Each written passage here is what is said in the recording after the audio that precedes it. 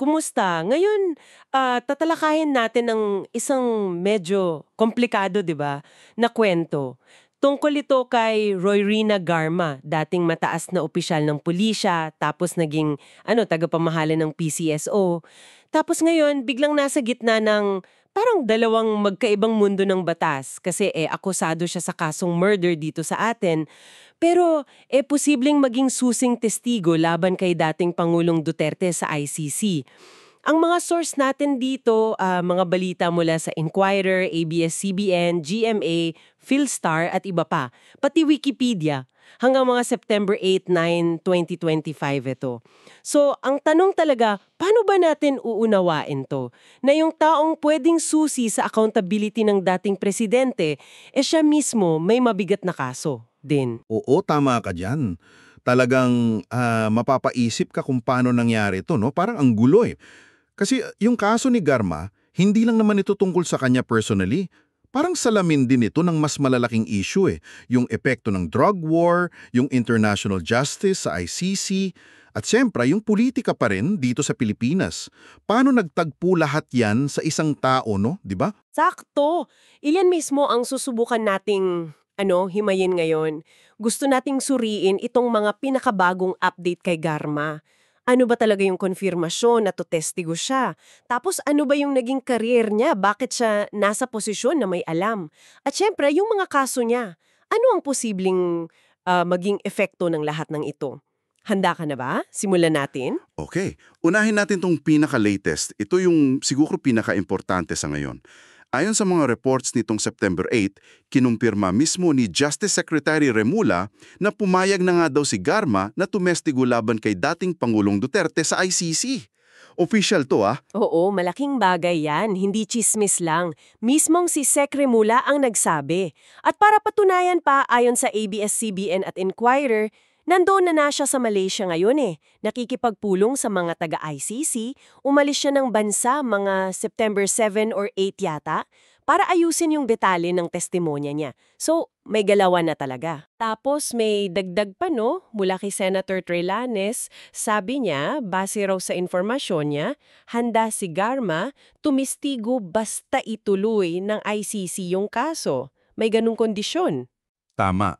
At dahil nga dyan, lumutang agad yung issue ng security niya. Siyempre, binanggit ni Secretary Remula ayon sa GMA na kailangan siyang protektahan. Nabanggit pa nga niya yung posibleng banta mula mismo sa mga nakauniforme dito sa Pilipinas. Nagpapakita to kung gaano kaselan at kadelikado yung sitwasyon niya. Hindi biro yung witness protection sa ganito. Ngayon, ito pa. Bakit siya tinawag na key witness? Susing saksi daw. Galing to kay Attorney Cristina Conti, yung ICC Assistant to Counsel. Ano bang ibig sabihin ng susi siya? Well, ang isang anggulo dyan based kay Conti, si Garma daw ang posibleng direktang makapag-ugnay sa Presidente Duterte dati. No? Doon sa sinasabing reward system sa drug war, yung Davao model na tinatawag. Kasi yung alegasyon na kailangan pang patunayan, syempre, siya daw ang inutusan na ipatupad yan nationwide, na may bayad daw sa bawat mapapatay. Kung mapatunayan yan, grabe ang impact niyan. Tapos, paano yun sa legal na pananagutan ng, halimbawa, ng isang leader? Ayun na nga, dito papasok yung konsepto ng command responsibility sa international law. Doktrina yan na nagsasabing yung pinuno, pwede siyang managot sa krimen ng tauhan niya. Kung alam niya o dapat niyang nalaman dahil sa posisyon niya, tapos wala siyang ginawa para pigilan o parusahan yung mga may sala. So, kung yung testimonya ni Garma makakapagpakita ng direct order or kaalaman man lang or kahit pagpapabaya mula sa taas, kaugnay ng sistema ng patayan, napakalakas na ebidensya yon para sa command responsibility sa ICC. Okay, para mas maintindihan natin, bakit nga ba si Garma yung nasa ganitong posisyon? Balikan natin sandali yung background niya. Graduate siya ng PNPA, di ba? Class Kapanalig 1997. Oo, pero bago pa yon may degree na siya sa math noong 1995 pa. Tapos pumasok sa PNP 1998 at ano kapansin-pansin yung tagal niya sa Davao City. Doon siya sa Women and Children's Desk 1999 to 2004. Diyan, malamang nagkaroon na siya ng ugnayan kay Mayor Duterte noon. Tapos sa CIEGD din siya, Metro Manila and Davao, 2004-2007. Naging station commander pa sa Davao noong 2009. So alam niya yung takbo ng pulisya doon. Tapos, meron pang isang parang side story. Nasa Wikipedia to eh. Noong 2005 daw, may personal issue siya. Tapos humingi ng tulong kay Mayor Duterte para di siya ma-reassign. Parang nagpapakita lang na may linya na siya sa kanya noon pa. Oo. Tapos fast forward, nung administrasyon na ni Duterte at kasagsagan ng drug war, umangat siya lalo. January 2017, naging CIDG chief siya ng Central Visayas. Region 7 yun. Mainit na lugar sa kampanya. Tapos, July 2018, siya yung kauna-unahang babaeng police chief ng Cebu City. Major city yun. Hanggang nag-retire siya sa PNP, July 2019. At hindi pa tapos. Pagka-retire niya, Ayun na nga. Agad-agad, itinalaga siya ni Presidente Duterte bilang General Manager at Vice Chair ng PCSO. Hawak niya yon hanggang matapos yung termino ni Duterte, June 2022. so klaro yun, yung tiwala sa kanya, no? Mula PNP hanggang PCSO. Pero kasabay niyan, syempre meron ding mga kontrobersya. Kagaya nung September 2024, sa hearing sa Kongreso tungkol sa drug war, doon niya unang idinawit si Duterte sa reward system, yung Davao model, sa ilalim ng panunumpayo na. Oh, pero na-cite for contempt din siya doon, di ba? Oo nga eh. Kasi daw parang umiiwas sa mga tanong. Mailap daw sumagot based sa mga reports yun. So may tension na noon pa lang sa mga pahayag niya. At bukod pa dyan, yung mas mabigat niyang problema ngayon, yung kaso niya, February 3, 2025, sinampahan siya ng murder at frustrated murder dahil doon sa pagpatay kay PCSO Board Secretary Wesley Barayuga noong July 2020. Grabe to ah! Oo, at kasama niya dyan si dating Napolcom Commissioner Edilberto Leonardo at 3 pang iba. Hindi siya nag-iisa sa kaso. At importante ring malaman, yung nagsampa ng kaso mismong PNP at NBI. Pagkatapos nilang buksan ulit yung investigasyon sa pagkamatay ni Barayuga last year, 2024. May testigo raw, isang Police Colonel Santi Mendoza na nagturo kina Garma at Leonardo na utak daw ng krimen. Ano daw motibo? Ang lumalabas daw sa initial investigation, may kinalaman sa issue ng korupsyon sa PCSO na gusto daw ilantad ni Barayuga. Ayon yan sa mga ulat. Teka lang, kung may kasong murder siya, bakit siya nakalabas papuntang Malaysia? Akala ko may HDO dapat. Magandang tanong yan. Kasi iba yung in-issue sa kanya, hindi HDO. Noong November 15, 2024, ang inilabas ng DOJ ay Immigration Lookout Bulletin Order o ILBO. Hindi yan HDO na pipigil sa pag-alis, hindi rin warrant of arrest. Direktiba lang yan sa immigration na i-monitor yung biyahe niya, pagpasok, paglabas, at i-report sa DOJ dahil may kaso siya o iniimbestigahan. Sa kaso niya, kaugnay nga nung Barayuga case at iba pang kaso daw. So dahil ILBO lang, legal siyang nakaalis. Nakamonitor lang yung pag-alis niya. Okay.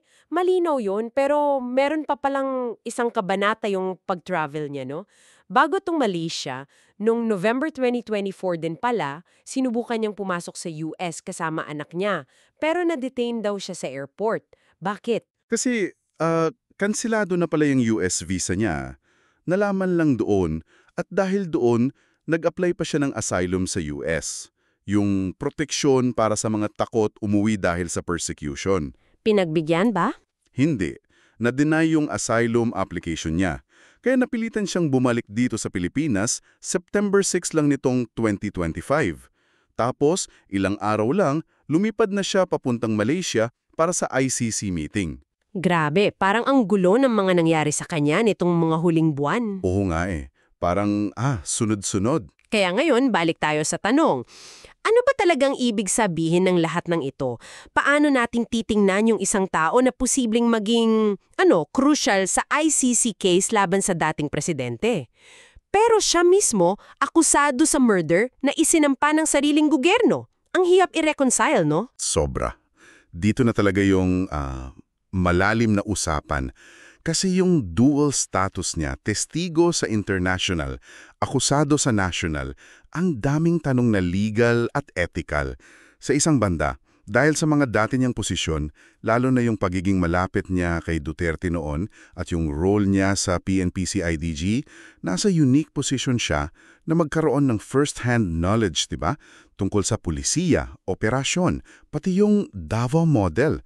Napakahalaga niyan para sa ICC prosecution para patunayan yung systematic attack at yung command responsibility. Pero sa kabilang banda naman, Ayun, yung bigat ng kasong murder laban sa kanya, hindi mo pwedeng basta isantabi. Sigurado gagamitin niya ng depensa ni Duterte para questionin yung credibility niya. Yun ang unang attack point. Pwedeng sabihin na, ginagawa niya lang yan para makalusot sa sarili niyang kaso dito. Self-serving, kumbaga. Paano mo paniniwalaan yung taong akusado sa pagpapatay ng kasamahan niya? Yun ang challenge sa ICC. Kailangan nilang timbangin yung potensyal na halaga ng impormasyon niya versus sa issue ng credibility niya.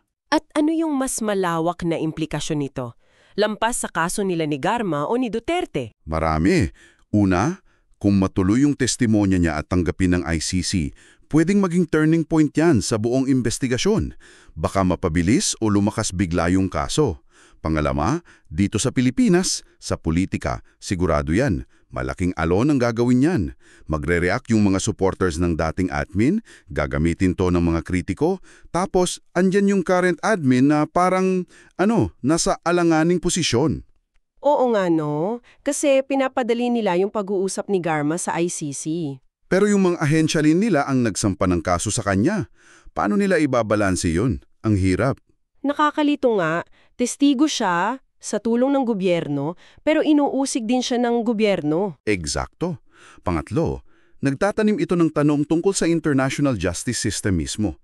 Paano ba talaga tinitignan ng international courts yung mga testigo na may sariling, sabihin na nating, bagahe? Gaano kabigat yung testimonyo nila, lalo kung may iba pang ebidensyang susuporta? Tapos sa labas ng korte, paano ito makakaapekto sa tiwala ng tao sa hustisya? Hustisya para sa mga biktima ng drug war at hustisya rin para kay Wesley Barayuga, di ba? Okay, so para i-recap natin yung mga napag-usapan. Una, yung konfirmasyon na si Roina Garma nakikipagtulong na sa ICC. Potensyal na key witness siya laban kay Duterte, lalo na daw sa issue ng reward system sa drug war. Binalikan din natin yung career niya PNPA, Davao, Cebu, PCSO para makita yung dating koneksyon niya sa kapangyarihan. Pero sinuri rin natin yung mabigat na kaso niya, murder and frustrated murder kaugnay ng pagkamatay ni Sec Barayuga at yung mga posibleng implikasyon ng pagiging akusado at testigo niya ng sabay. At binigyang diin din natin yung konsepto ng command responsibility sa international law.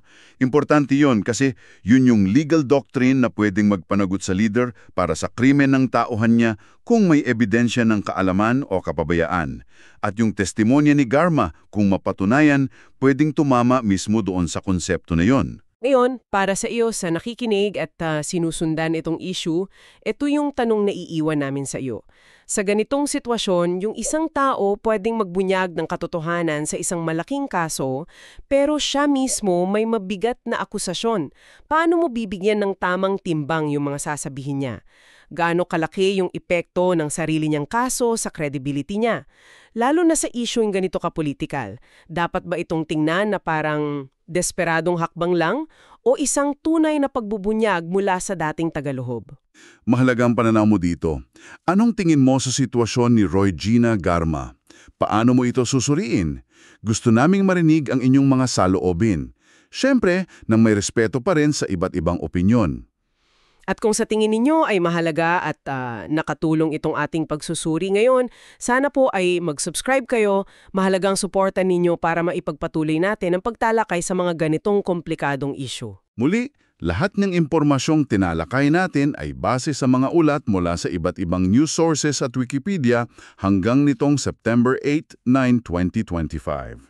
Hanggang sa susunod nating pagtalakay. Kumusta? Ngayon, tatalakayin natin ng isang medyo komplikado, 'di ba, na kwento. Tungkol ito kay Roy-Rina Garma, dating mataas na opisyal ng pulisya, tapos naging tagapamahala ng PCSO. Tapos ngayon, biglang nasa gitna ng parang dalawang magkaibang mundo ng batas kasi akusado siya sa kasong murder dito sa atin. Pero posibleng maging susing testigo laban kay dating Pangulong Duterte sa ICC. Ang mga source natin dito, mga balita mula sa Inquirer, ABS-CBN, GMA, Philstar at iba pa, pati Wikipedia, hanggang mga September 8, 9, 2025 ito. So, ang tanong talaga, paano ba natin uunawain to? Na yung taong pwedeng susi sa accountability ng dating presidente, siya mismo may mabigat na kaso din. Oo, tama ka dyan. Talagang mapapaisip ka kung paano nangyari ito, no? Parang ang gulo eh. Kasi yung kaso ni Garma, hindi lang naman ito tungkol sa kanya personally. Parang salamin din ito ng mas malalaking issue eh. Yung epekto ng drug war, yung international justice sa ICC, at siyempre yung politika pa rin dito sa Pilipinas. Paano nagtagpo lahat yan sa isang tao, no? Di ba? Sakto! Iyan mismo ang susubukan nating himayin ngayon. Gusto nating suriin itong mga pinakabagong update kay Garma. Ano ba talaga yung konfirmasyon na testigo siya? Tapos ano ba yung naging career niya? Bakit siya nasa posisyon na may alam? At syempre, yung mga kaso niya. Ano ang posibleng maging epekto ng lahat ng ito? Handa ka na ba? Simulan natin? Okay, unahin natin tong pinaka-latest. Ito yung siguro pinaka-importante sa ngayon. Ayon sa mga reports nitong September 8, kinumpirma mismo ni Justice Secretary Remulla na pumayag na nga daw si Garma na tumestigo laban kay dating Pangulong Duterte sa ICC. Official to Oo, malaking bagay yan. Hindi chismis lang. Mismong si Sec Remulla ang nagsabi. At para patunayan